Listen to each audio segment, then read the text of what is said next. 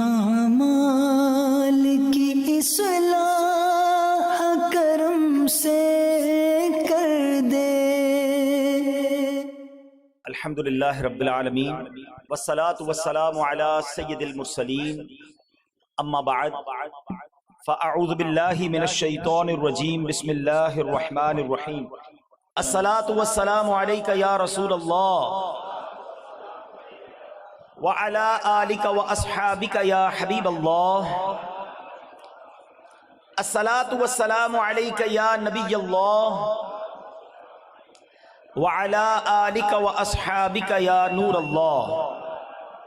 درود پاک پڑھنے کے بے شمار فضائل و برکات ہیں۔ مصطفیٰ جان رحمت، شمع بزم ہدایت، نوشہ بزم جنت، پیکر جود و سخاوت صلی اللہ تعالی علیہ وسلم کی ذات پر درود پاک پڑھنا کب کب کہاں کہاں اور کیسے کیسے کام آتا ہے۔ جب بھی پڑھتے ہیں سنتے ہیں تو ایمان تازہ ہو جاتا ہے۔ میں کچھ حدیثوں کا یوں سمجھیے نچوڑ، کچھ حدیثوں کا عطر آپ کے سامنے پیش کرتا ہوں، جس سے آپ کو اندازہ ہوگا کہ درود پاک کیسے کیسے کام آتا ہے۔ میں اگزامپل کے طور پر آپ کے لیے ایک یوں سمجھیے کہ ایک سوال پوچھنا چاہتا ہوں کہ ایک مسلمان ہونے کی حیثیت سے، بینگ اے مسلم، اگر آپ سے کوئی یہ کہے کہ آپ ایک لسٹ بنائیے کہ دنیا میں آپ کیا کیا چاہتے ہیں، مرتے وقت آپ کیا چاہتے ہیں، قبر میں آپ کیا چاہتے ہیں، محشر میں آپ کیا چاہتے ہیں،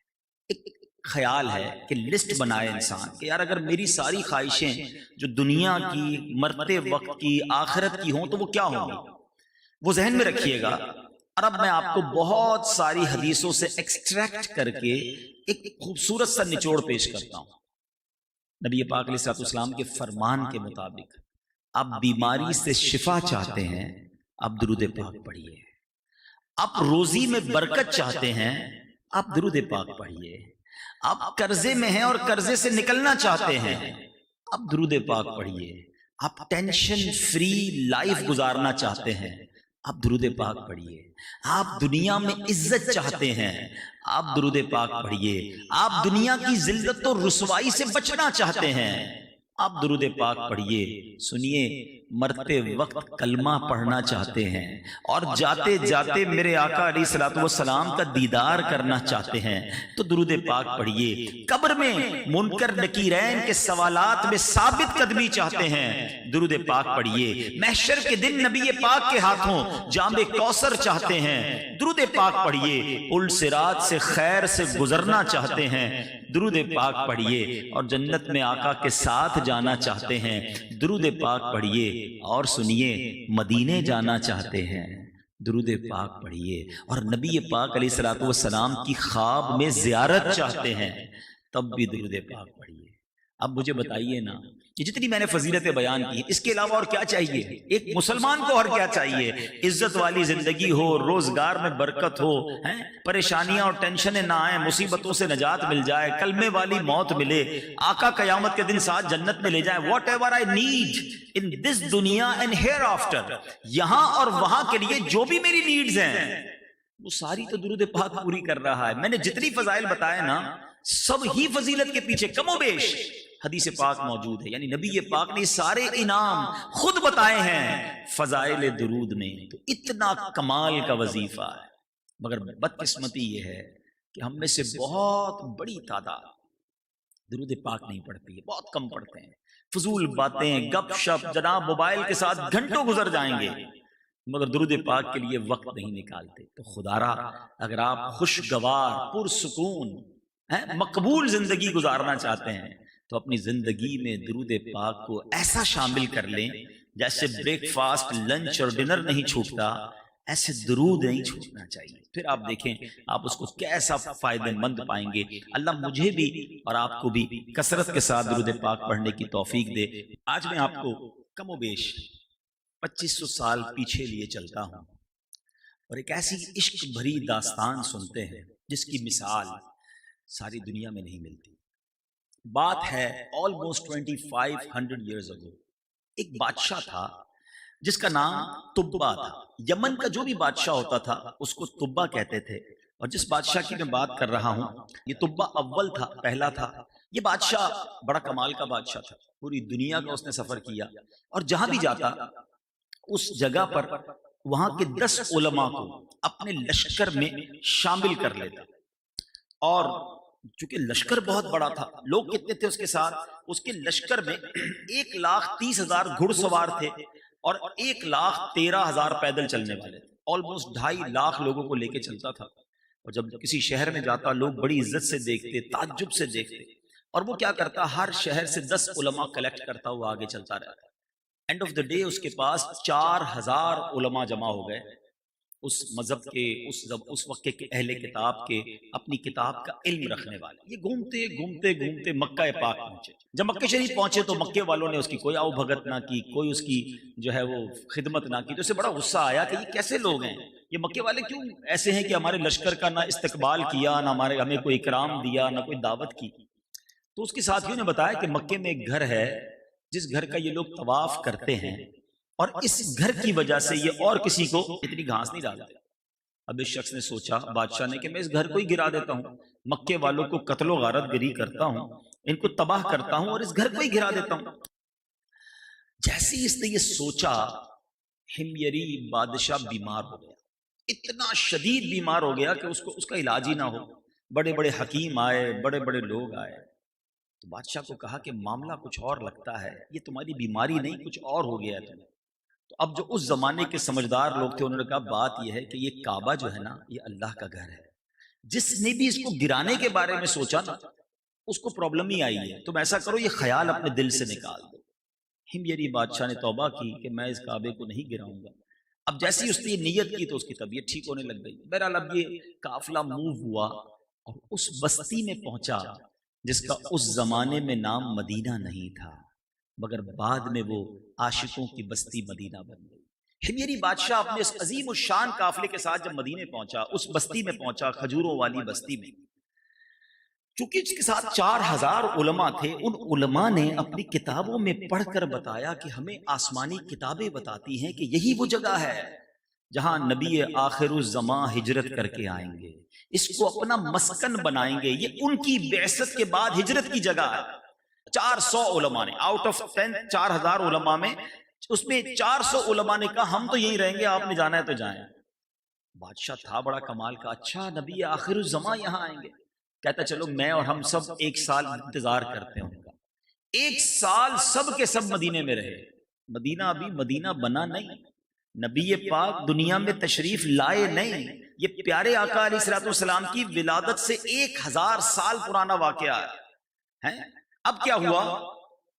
1 year انہوں نے وہاں پر انتظار کیا، جب دیکھا کہ نبی آخر الزماں تشریف نہیں لائے تو بادشاہ نے کیا کیا؟ 400 علماء کے گھر بنائے، ان 400 علماء کو سامان دیا، ان کی شادی کروائی، اور ایک اور خوبصورت گھر بھی بنایا اور ایک لیٹر لکھا۔ اللہ اکبر، ذرا دیکھیں یہ اس کے لیے خط لکھا جا رہا ہے جو ابھی بظاہر دنیا میں نہیں آئے ہیں۔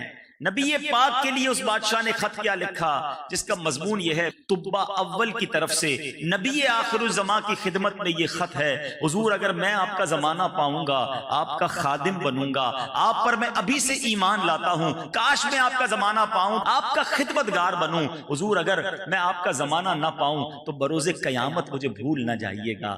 اللہ اکبر، یہ خط اس نے ان 400 علماء میں سے جو سب سے بڑے عالم دین تھے ان کو دیا، کہا دیکھو جب آپ کا آخری وقت آئے آپ اپنی اولاد کو دے دینا، اس کو بھی وصیت کرنا، اگر وہ بھی نبی پاک کا زمانہ نہ پائیں تو اگلے اپنی اولاد کو دے دینا۔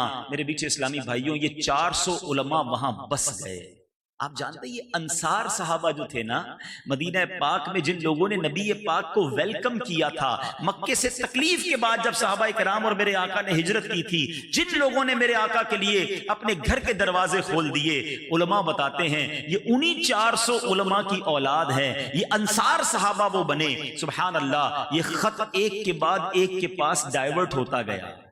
اب وہ وقت آ گیا جب مدینے والوں کو پتا چل گیا کہ مکے میں نبی پاک تشریف لے آئے ہیں۔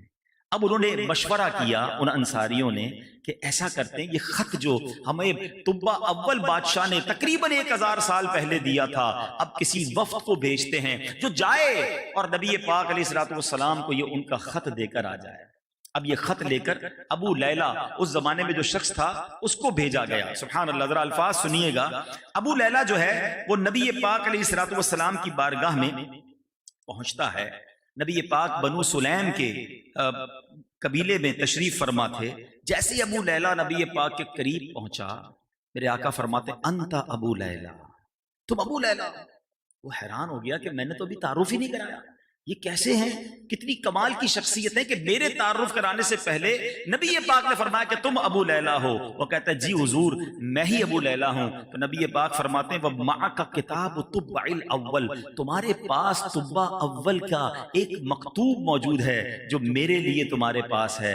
اللہ اکبر۔ ابو لیلہ اور حیران ہو گئے، 1000 سال پہلے وہ خط لکھا گیا ہے اور نبی پاک میرا نام بھی بتا رہے ہیں، اس شخص کا نام بھی بتا رہے ہیں۔ اب جب خط آ گیا، میرے آقا علیہ الصلوۃ والسلام نے صحابہ کی مجلس میں صدیق اکبر رضی اللہ تعالیٰ عنہ سے کہا اے ابو بکر ذرا سب کو یہ خط پڑھ کر سناؤ۔ صحابہ کی مجلس میں وہ خط پڑھا گیا، وہ عشق بھرا خط کہ حضور میں آپ کا غلام، میں آپ کا زمانہ پاتا تو آپ کا خادم بنتا، مگر حضور میں دنیا میں نہ رہوں تو مجھے قیامت کے دن بھول کر نہ جانا۔ اللہ اکبر۔ سنو میرے آقا علیہ الصلوۃ والسلام نے کیا فرمایا۔ فرماتے ہیں مرحبا بالاخ الصالح، 3 بار فرمایا میرے آقا نے کہ نیک بھائی کو خوش آمدید، نیک بھائی کو خوش آمدید۔ نبی پاک علیہ الصلوۃ والسلام نے اب ابو لیلہ انصاری کو مدینے واپس لوٹا دیا۔ اے میرے میٹھے اسلامی بھائیوں، اب ہجرت کی گھڑی آئی، نبی پاک مدینہ پاک میں داخل ہوئے، طلع البدر علینا کی صدائیں ہیں، میرے آقا علیہ الصلوۃ والسلام کا بھرپور استقبال ہوتا ہے۔ ہر صحابی چاہتا ہے حضور میرے گھر آئیں، میرے گھر کو شرف عطا فرمائیں، مجھے مہمانی اپنی عطا فرمائیں، میں ان کی میزبانی کروں۔ اللہ کے نبی کہتے ہیں میری اونٹنی جو ہے وہ حکم والی ہے، اسے معلوم ہے کدھر جانا ہے۔ اب نبی پاک نے حکم دیا یہ اونٹنی جہاں رکے گی وہی میرا ٹھکانہ ہوگا۔ ذرا تصور تو کریں، جب مدینے کی گلیوں میں وہ قصوہ نامی اونٹنی چلی ہوگی، ہر صحابی سوچتا ہوگا کاش میرے گھر کے باہر، کاش یہ سعادت مجھے مل جائے۔ وہ اونٹنی گھومتے گھومتے اب کہاں رکتی ہے؟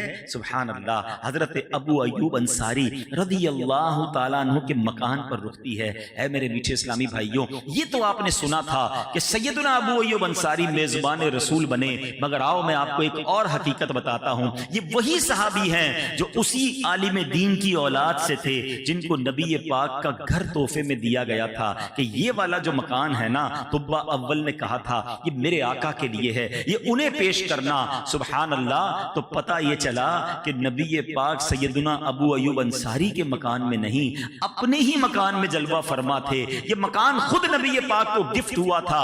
ابو ایوب انصاری جو ہیں گویا وہ مہمان تھے اور آقا میزبان ہیں۔ اعلیٰ حضرت امام اہل سنت کا مجھے وہ شعر یاد آ رہا ہے، آسماں خان زمیں خان زمانہ مہمان، آسماں خان زمیں خان زمانہ مہمان، صاحب خانہ لقب کس کا ہے تیرا تیرا۔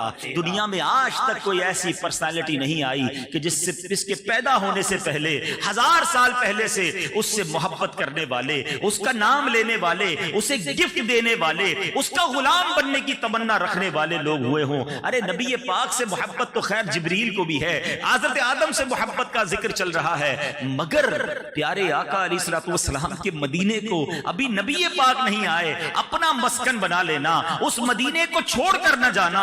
اللہ اکبر۔ دنیا میں کوئی ایسا شہر نہیں کہ جہاں 1000 سال پہلے سے مکین کی آمد سے پہلے مکان آباد کیا جا رہا ہو۔ یہ ہے میرے آقا علیہ الصلوۃ والسلام کی شان۔ اللہ کریم ہمیں نبی پاک علیہ الصلوۃ والسلام سے سچی محبت اور ان کی سچی غلامی عطا فرمائے۔ نبی پاک کی شان میری اور آپ کی اوقات بھی نہیں۔ سچی بات تو یہ ہے، ہم یہ اجتماع کرتے ہیں، محفل کرتے ہیں، ذکر کرتے ہیں، چاہے نثر میں کریں چاہے نعت میں کریں، یہ ہم اپنی جھولیاں بھرنے کے لیے کرتے ہیں۔ وَرَفَعْنَا لَكَ ذِكْرَكَ، اللہ قرآن میں کیا فرما رہا ہے؟ اے محبوب ہم نے تمہارے لیے تمہارے ذکر کو اونچا کیا۔ سیدی اعلیٰ حضرت لکھتے ہیں نا، تو گھٹائے سے کسی کے نہ گھٹا ہے نہ گھٹے، جب بڑھائے تجھے اللہ تعالی تیرا۔ اللہ کریم نے اپنے حبیب علیہ الصلوۃ والسلام کے ذکر کو کس شاندار انداز میں اپنے ذکر کے ساتھ جوڑا. اسی آیت کے بارے میں نبی پاک علیہ الصلوۃ والسلام نے جبریل امین سے ایک سوال کیا. اے جبریل اس آیت کے بارے میں بتاؤ. جبریل امین علیہ الصلوۃ والسلام نے عرض کی حضور اللہ تعالیٰ فرماتا ہے کہ آپ کے ذکر کی بلندی یہ ہے کہ جب میرا ذکر کیا جائے گا میرے ساتھ آپ کا بھی ذکر کیا جائے گا. اشہد ان لا الہ الا اللہ کے ساتھ اشہد ان محمد رسول اللہ پکارا جائے گا. اس رفعت ذکر کی بلندی کی صورتیں تو دیکھیے. رفعت ذکر یہ ہے کہ اللہ نے اپنے حبیب علیہ الصلوۃ والسلام پر ایمان لانا اور ان کی اطاعت کرنا مخلوق کے لیے لازم قرار دے دیا ہے. سبحان اللہ. اور ذرا غور کیجئے, کسی کا اللہ پر ایمان لانا, اس کی وحدانیت پر ایمان لے آنا, ساری زندگی اللہ کو سجدے کرتا رہے مگر دل کی تصدیق کے ساتھ جب تک رسول پاک علیہ الصلوۃ والسلام پر ایمان نہ لائے وہ عبادت بھی بیکار, وہ ایمان بھی کامل نہیں. جبھی تو اعلیٰ حضرت کہتے ہیں اللہ کی سرتاب قدم شان ہے یہ انسان نہیں انسان, وہ انسان ہے یہ. قرآن تو ایمان بتاتا ہے انہیں اور ایمان یہ کہتا ہے میری جان ہے یہ. اب ذرا قرآن پاک کا ایک خوبصورت جائزہ پیش کروں گا. قرآن مجید میں اللہ تعالیٰ نے اپنے حبیب علیہ الصلوۃ والسلام کے ذکر کو اپنے ذکر کے ساتھ, اپنی اطاعت کو اپنے حبیب علیہ الصلوۃ والسلام کی اطاعت کے ساتھ کیسا مرج کیا, کس شان سے نبی پاک کا ذکر کیا. ذرا سنتے جائیے گا, ایمان تازہ ہو جائے گا. ذرا سوچئے گا, اللہ تعالیٰ فرماتا ہے سورہ بقرہ آیت نمبر 278 and 279, آپ سے جنگ خدا سے جنگ ہے. اب ذرا سورہ نساء آیت نمبر 80, آپ کی اطاعت خدا کی اطاعت ہے. سورہ نساء آیت نمبر 14, آپ کی نافرمانی خدا کی نافرمانی ہے. سورہ انفال آیت نمبر 13, آپ کی مخالفت خدا کی مخالفت ہے اور آپ کی طرف بلانا خدا کی طرف بلانا ہے. آگے چلیے سورہ نساء آیت نمبر 100 میں اللہ فرماتا ہے آپ کی طرف ہجرت خدا کی طرف ہجرت ہے. مزید آیتوں میں فرمایا آپ سے دوستی خدا سے دوستی ہے, آپ کے بلانے پر حاضر ہونا خدا کے بلانے پر حاضر ہونا ہے, یا الفاظ دیگر آپ کا بلاوا خدا کا بلاوا ہے. سورہ انفال آیت نمبر 27 میں فرمایا آپ سے خیانت خدا سے خیانت ہے. اور کیا کیا بیان کروں. سورہ توبہ آیت نمبر 62 میں فرمایا آپ کی رضا خدا کی رضا, آپ کو راضی کرنا خدا کو راضی کرنا ہے. سورہ توبہ آیت نمبر 24 میں فرمایا آپ کی محبت خدا کی محبت ہے. سورہ توبہ آیت 74, آپ کا کسی کو مال دینا غنی کرنا خدا کا غنی کرنا ہے. سورہ احزاب آیت نمبر 36, آپ کا فیصلہ خدا کا فیصلہ ہے, آپ پر پیش قدمی خدا پر پیش قدمی ہے. سورہ حشر آیت نمبر 8, آپ کی مدد خدا کی مدد ہے. ارے سوچو تو صحیح, اللہ نے اپنے حبیب کی شان کو قرآن میں کیسے بیان کیا, پھر کیوں نہ سیدی اعلیٰ حضرت لکھیں کہ بخدا خدا کا یہی ہے در. ایسے ہی نہیں لکھا سیدی اعلیٰ حضرت نے, یہ رب نے قرآن میں بیان فرمایا نا, بخدا خدا کا یہی ہے در, نہیں اور کوئی مفر مکر جو وہاں سے ہو یہیں آ کے ہو, جو یہاں نہیں وہ وہاں نہیں. ایک اور جگہ لکھتے ہیں نا میں تو مالک ہی کہوں گا کہ ہو مالک کے حبیب. آقا میں کیوں نہ آپ کو مالک کہوں, اللہ کریم نے کیا شان آپ کی قرآن میں بیان کی. میں تو مالک ہی کہوں گا کہ ہو مالک کے حبیب, یعنی محبوب و محب میں نہیں میرا تیرا. ارے ہم اور آپ کیا ذکر کریں, ہماری اوقات کیا ہے. یہ خدا کی قسم, یہ اللہ کی مہربانی مجھ پر اور آپ پر ہے کہ اس نے میری زبان کو آپ کے کانوں کو ہمارے اوقات کو یہ موقع دیا کہ ہم اللہ کے حبیب کی شان بیان کر رہے ہیں, ان کا ذکر کر رہے ہیں. تو بہرحال میرے بیچ اسلامی بھائیوں بہت ساری باتیں قرآن کے ذریعے بھی سیکھنے کو مل رہی ہیں. آپ علیہ الصلوۃ والسلام کا ذکر ذرا سنیے کہ کہاں کہاں اللہ نے بلند فرمایا. ذکر مصطفیٰ کی رفعت کی بات ہو رہی ہے, کیسے یہ امور دلالت کرتے ہیں کہ آپ کا ذکر زمین پر بھی ہے, آپ کا ذکر آسمانوں پر بھی ہے, آپ کا ذکر انسان بھی کرتے ہیں, فرشتے بھی کرتے ہیں, جنات اور دیگر مخلوقات بھی کرتے ہیں. آپ کا ذکر پتھروں نے بھی کیا, آپ کا ذکر درختوں نے بھی کیا.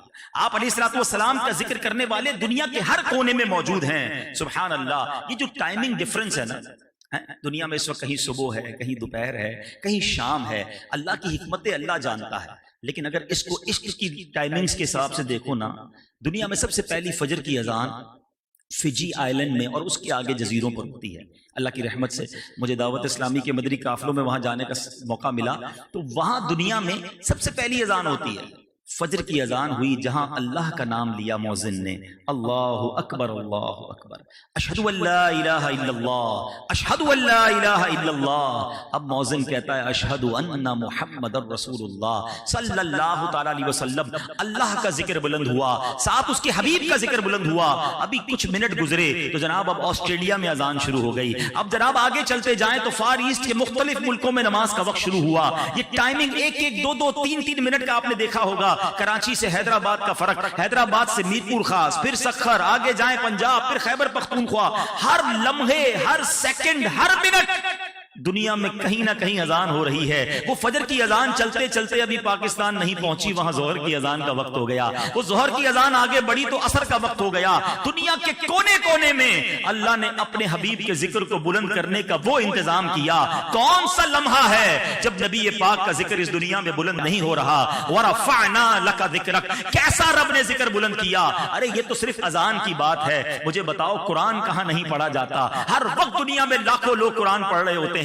میں نے آپ کو قرآن کی آیتیں ہی تو سنائی ہیں. جگہ جگہ رب نے نبی کی شان بیان کی ہے. کہیں یاسین کہا ہے, کہیں طٰہٰ کہا ہے, کہیں رحمت للعالمین کہا ہے, کہیں بشیر و نذیر کہا ہے. تو گویا اللہ تعالیٰ نے تلاوت قرآن کے ذریعے اپنے حبیب کے ذکر کو بلند کیا.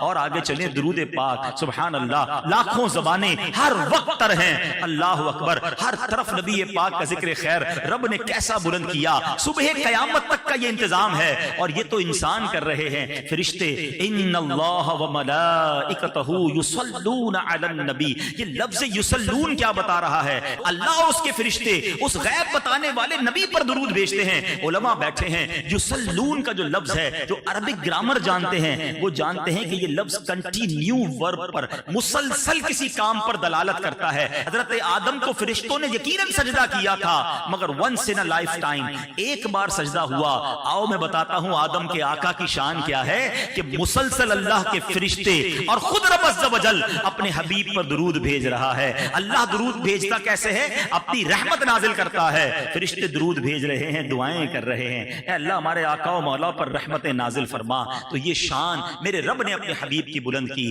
اور کیا خوبصورت بات اعلیٰ حضرت کہتے ہیں, عرش پہ تازہ چھیڑ چھاڑ, فرش پہ طرفہ دھوم دھام, کان جدھر لگائیے تیری ہی داستان ہے. اللہ اکبر, سبحان اللہ. یہ شان میرے آقا علیہ الصلوۃ والسلام کی ہے. میں آپ کو تقریباً 1450 سال پہلے کی ایک اوپن ہارٹ سرجری بتاتا ہوں.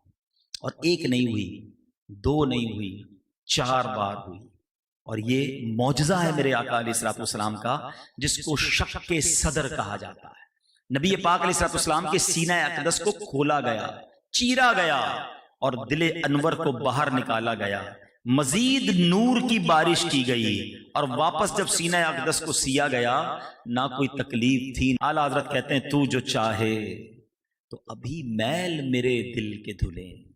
آقا تو جو چاہے تو ابھی میل میرے دل کے دھلیں, کہ خدا دل نہیں کرتا کبھی میلا تیرا. حضور آپ کا دل تو نورانی ہے. اب ادھر بھی نگاہ فرما دیں. ایک اور جگہ اعلیٰ حضرت لکھتے ہیں نا, ایک دل ہمارا کیا ہے, آزار اس کا کتنا. آقا ہمارے دل کی کیا حیثیت ہے, اس کی اوقات ہی کچھ نہیں ہے. آپ تو وہ ہیں جب چلتے ہیں تو اشارہ فرمائیں تو مردے زندہ کر دیتے ہیں. حضور اس مردہ دل پر بھی نگاہ فرما دیں, اسے بھی زندہ کر دیجئے. ایک دل ہمارا کیا ہے, آزار اس کا کتنا, تم نے تو چلتے پھرتے مردے جلا دیے ہیں. تو بہرحال اب جو میسج ہے, جو سمجھنے والی بات ہے, قلب مصطفیٰ صلی اللہ تعالی علیہ وسلم کا ذکر ہو رہا ہے. آپ اپنے دل پر غور کریں. ہمارا دل صاف ہے, ہمارا دل برائیوں سے پاک ہے. آج کل بڑی امپورٹنس دی جاتی ہے ہارٹ ڈیزیزز کو.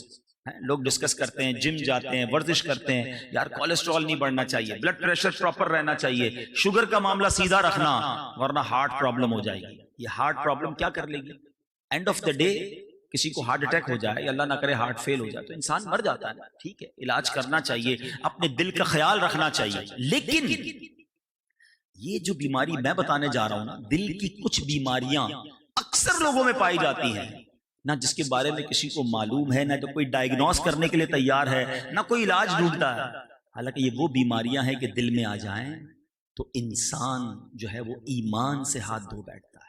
میں صرف 2 بیماریوں کا ذکر کرتا ہوں چونکہ وقت کم ہے، ورنہ یہ پوری ڈیٹیل ہے کتابوں میں کہ انسان وہ بیماریوں کے بارے میں جانے، اس کا علاج کرے، اس سے بچائے اپنے آپ کو، ورنہ اعمال بھی برباد ہو جاتے ہیں، ایمان بھی برباد ہو سکتا ہے۔ ایک بیماری وہ ہے جس کے بارے میں میرے آقا علیہ الصلوۃ والسلام فرماتے ہیں کہ بدگمانی بدترین جھوٹ ہے، اس کو کہتے ہیں نیگیٹو اپروچ۔ بدگمانی کیا ہے؟ ہمیشہ غلط سوچنا کسی کے بارے میں، اچھی بات بھی کرے کہتے ہیں نہیں یار اس کی نیت یہ تھی، اس کا حال یہ ہے۔ اب ایگزامپل کے طور پر کچھ لوگ کہتے ہیں یار ہم تو بدگمانی نہیں کرتے، اپنے بارے میں سوچئے ذرا۔ ہم کسی کو فون کرتے ہیں، فون نہیں اٹھایا اس نے، ہمیں ضروری کام تھا، خیال کیا آتا ہے؟ پہلا خیال ہی کچھ لوگوں کو یہ آتا ہے یار بڑا آدمی ہو گیا ہے، پہلے تو روز فون کرتا تھا، آج ٹائم ہی نہیں ہے، میرا نمبر دیکھ کے نہیں اٹھایا، پیسے دینے تھے نا، اب کہاں دے گا، پیسے لینے تھے تو روز کرتا تھا فون۔ ابھی بھائی وہ ہو سکتا ہے آرام کر رہا ہو، وہ مسجد میں ہو، وہ کھانا کھا رہا ہو، واش روم میں ہو، وہ کچھ بھی کر رہا ہے، ہم نے گناہ کا میٹر شروع کر دیا۔ یہ تو صرف ایک مثال ہے، مثال کے طور پہ شادیاں ہیں، محفل ہیں۔ اب مثال دیتا ہوں اسی محفل کی، کسی کو اس محفل میں بڑی محبت سے صاحب خانہ نے بلایا، وہ نہیں آیا۔ نارملی لوگ کیا کہتے ہیں، ہاں یار فنکشن ہوتا نا پھر آ جاتا، اللہ رسول کے نام کی محفل میں کدھر آئے گا؟ ارے اللہ کے بندو، اس کا محفل میں آنا واجب تو تھا نہیں، لیکن وہ ہو سکتا ہے کسی مجبوری کی وجہ سے نہ آیا۔ آپ نے بدگمانی کر کے اپنے نامہ اعمال میں حرام لکھوا لی، اور یہ ایک مثال ہے، ورنہ یا تو بھائی کو بھائی سے بدگمانی، بہن کو بہن سے بدگمانی، ساس کو بہو سے بدگمانی، بہو کو ساس سے بدگمانی، شوہر بیوی بدگمان ہے۔ گھر میں بیچاری کوئی بہو نیک بن جائے تو اس نے مدنی چینل ہی دیکھ لیا، کوئی وظیفہ ہاتھ میں لے آ گیا، تسبیح پہن کے پڑھ کے درود پڑھ رہی ہے تو ساس کہتی لگتا ہے میرے لیے کوئی وظیفہ لے کر آئی ہے، میرے لیے لگتا ہے پڑھ پڑھ کے پھونک رہی ہے، میرا بیٹا اپنا بنا لے گی، وہ اللہ رسول کا ذکر کر کے جنت کما رہی ہے، اور تم بدگمانی کر کے اپنے نامہ اعمال میں گناہ لکھوا رہے ہیں۔ یعنی یہ میں مثال دے رہا ہوں، کاروباری لوگ ہوتے ہیں، اب نارملی دکانیں قریب قریب ہوتی ہیں، مارکیٹ ایک ہوتا ہے، اچھا خاصا بیچارہ ایک دکاندار نمازی بھی ہے، سر پہ ٹوپی بھی لگاتا ہے، دکان پہ کچھ قرآن بھی پڑھتا ہے، ہاں یہ لگتا ہے وظیفہ اسی لیے کر رہا ہے میری دکان بند ہو جائے، اس کی دکان چل جائے، وہ قرآن پڑھ کے جنت کما رہا ہے، تم بدگمانی کر کے گناہ کما رہے ہو۔ اچھا بدگمانی کے ساتھ ہی ایک اور بیماری ہے، وہ بھی بڑی ڈینجرس ہے، یہ دونوں تقریباً ساتھ ساتھ ہی ہو جاتی ہیں، ٹھیک ہے، اور وہ بیماری ہے حسد۔ سارے اعمال کو آگ لگانے والا کام جو ہے نا وہ حسد ہے۔ اب غور کریں کہ ہمارا حال کیا ہے، کوئی بندہ روزے بھی رکھ رہا ہے، نمازیں بھی پڑھ رہا ہے، صدقہ خیرات بھی کرے، اور جناب حسد بھی کرے، اور پھر اپنے اعمال کو خود ہی آگ لگا دے، تو بتائیے پھر کیا کیا اس نے؟ لیکن آج کون ہے جو حسد سے فارغ ہے؟ ایسا لگتا ہے کہ دوستوں میں بھی حسد ہوتا ہے، اچھا بیٹھے کے بھی ساتھ، کھانا پینا بھی ساتھ کھایا ہے، ایسے مسکرا کے مل رہے ہوں گے، لیکن کوئی بتائے نا یار پتہ چلا اس نے نئی گاڑی لی ہے، ہاں جناب سود کے پیسوں سے لی ہے، اللہ نے اس کو گاڑی دی، تمہیں ٹینشن شروع ہو گئی۔ کسی کو ترقی ملے، ساتھ نوکری کرنے والے کسی کی تنخواہ بڑھ جائے، وہ سیٹ کی چاپلوسی کرتا ہے نا اس لیے اس کی تنخواہ بڑھ۔ حسد بہت بری بلا ہے۔ اچھا یہ حسد اور بدگمانی جس کے بھی دل میں ہے نا، اس نے اپنا سکون تو ختم کر دیا، وہ بے سکون رہتا ہے۔ ہمیں لوگ ملتے ہیں کہتے ہیں یار نیند نہیں آتی، میں بہت سوچتا رہتا ہوں، رات بھر سوچتا رہتا ہوں۔ جس کو بھی نیند نہیں آتی نا، جس کو بھی سکون کم ہو گیا ہے، جس کا دماغ بس چلتا ہی رہتا ہے، وہ چیک کر لے، عموماً ایسا ہوتا ہے اس کو کسی سے حسد ہو گیا ہے یا کسی کے ساتھ بدگمانی اس نے دل میں پال لی۔ اگر آپ پرسکون رہنا چاہتے ہیں نا، ریلیکس رہنا چاہتے ہیں، لوگوں کی ترقی میں خوش ہونا سیکھ جائیں۔ کوئی کہے نا یار اس کو عزت مل گئی، اللہ اسے اور عزت دے، یار وہ بڑا پیسے والا ہو گیا، اللہ اسے اور برکت دے۔ ابھی شہرت سے حسد ہو جاتی ہے، یار میرے محلے میں اس کو کوئی نہیں جانتا تھا، آج ساری دنیا میں مشہور ہو گیا، اللہ دے رہا ہے اسے عزت، تمہیں کیا پرابلم ہے؟ حسد کرنے والا دنیا میں بھی جلتا ہے، اور پھر اللہ نہ کرے رب ناراض رہا تو آخرت میں بھی جلے گا۔ تو اے میرے میٹھے اسلامی بھائیوں، آج ہم نے نبی پاک علیہ الصلوۃ والسلام کے قلب منور کے بارے میں سنا ہے۔ پہلے تو دعا کرتے ہیں اللہ تعالیٰ سے، اور دعائیں نبی پاک نے بھی عطا فرمائی کہ اللہ میرے دل کو پاک کر دے، میرے دل کو ستھرا کر دے، ان تمام بری بیماریوں سے ہمیں بچا لے۔ اللہ سے دعا کرتے رہا کرو، کیونکہ جس دل میں حسد ہے نا، جس دل میں تکبر ہے، جس دل میں اس طرح کے بغض اور کینہ اور اس طرح کی برائیاں ہیں نا، بتاؤ پھر اس دل میں عشق مصطفیٰ کیسے آئے گا؟ وہ سینہ مدینہ کیسے بنے گا؟ اگر اپنے دل کو یادگار مدینہ بنانا ہے، دعا کرتے ہیں نا، رہیں ان کے جلوے، بسے ان کے جلوے، میرا دل بنے یادگار مدینہ، تو پھر دل کو صاف بھی تو کرے نا، تو دعا بھی کرے اور اپنے آپ کو چیک کریں کہ ہمیں کسی سے اگر حسد ہو گیا ہے، کسی کے بارے میں بدگمانی ہے تو اس کو دور کریں، ورنہ اس کا کچھ نہیں جانا آپ کا ہی ہے، اعمال آپ ہی کے برباد ہونے ہیں۔ اللہ مجھے بھی صاف دل عطا فرمائے، آپ کو بھی نصیب فرمائے، قلب سلیم عطا فرمائے۔ الحمدللہ ایسی پیاری باتیں دعوت اسلامی کے مدنی ماحول میں سکھائی جاتی ہیں۔ ایسے بیانات اگر آپ مزید سننا چاہتے ہیں تو مدنی چینل دیکھتے رہیں، انشاءاللہ بہت کچھ سیکھنے کو ملے گا۔